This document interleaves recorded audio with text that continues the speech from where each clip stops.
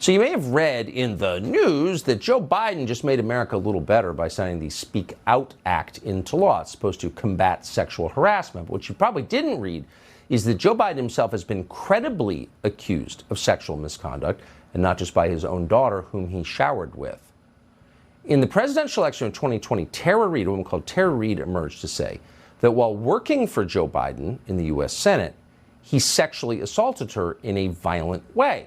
Most of the media buried the story. And we'll be honest and admit that we didn't know what to think of it.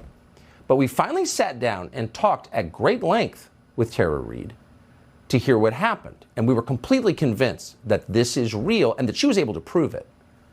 The whole story is part of a brand new episode of Tucker Carlson Today, but here's part of it.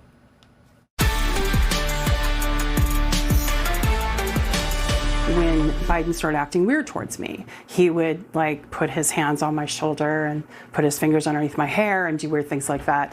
And then there was a scene where... What did you think of that? I mean, did you... Well, bear in mind, and you were around and a professional in the 90s, it was a different... I don't know if you were in D.C., but it was a different vibe. I was in D.C., yeah. Okay, that was a different vibe, but it still was weird. I'd never had an employer do that, and Panetta certainly didn't act like that. No, he's not like that. No, not at all. And he's just all business. And, Joe Biden was always, he didn't seem like an intellectual giant, let's put it that way. Right. No, he was famously not. Yeah. But a charismatic and warm guy.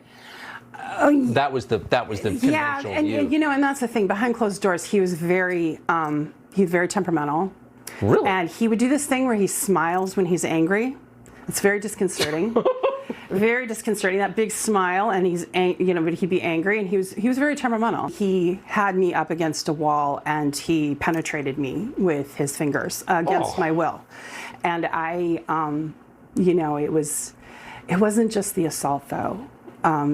It was everything to do with, here I am, this young staffer, and he did this, and then I made him angry.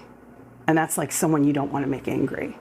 Because I said no. I just think it's, I've got to be honest, one of the reasons I didn't know what to make of your story was I've been a man for, 53 years. Yeah. I've never heard of anything like that. Like that's, men are kind of piggish, as we know, and they do piggish things. But that's kind of like rape. I mean, that's like so out of bounds that it's weird to think someone would do something like that. It was just... It happened all at once. It happened really quickly. There was no flirtation with him or anything like that. It was very, he was usually with people, and he wasn't. I was at the wrong place, the wrong time, so to speak. And when it happened, he at first was like, "Come on, man, I heard you liked me."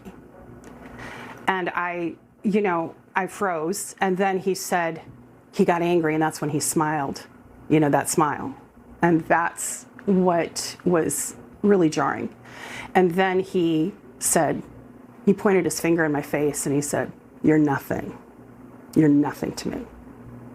And then I must have had a certain look on my face, and he just took my shoulders and shook them. He said, "You're fine, you're fine, you're fine."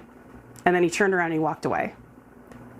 And I remember it was just such a jarring, shocking incident. Probably was all of less than 5 minutes, right? But my vivid memory is sitting on these marble stairs, and my legs were shaking so badly because it wasn't just what he did, it's that I knew my career was over. That was it. I had said no, it was an awful thing, and this was the end. He used his power and resources to silence me. And I'm going to share something with your audience. They took a cannonball to my life. Yeah. They went after my family. So when he did that assault, he took my future. I didn't want to sleep with some senator. I wanted to be one. And that day, it ended. The cruelty she describes, not just an unwanted advance, not just the sexual violence, but the meanness to her from Joe Biden and from his staff and from people throughout the Democratic Party will just absolutely blow your mind. It's really offensive to anybody, not on partisan grounds. Just as a human being, you can't believe people would act that way, but they did. So we called the White House and we asked them for comment on what Tara Reade told us. Of course, they didn't respond. You can watch the whole interview tomorrow morning on Fox Nation.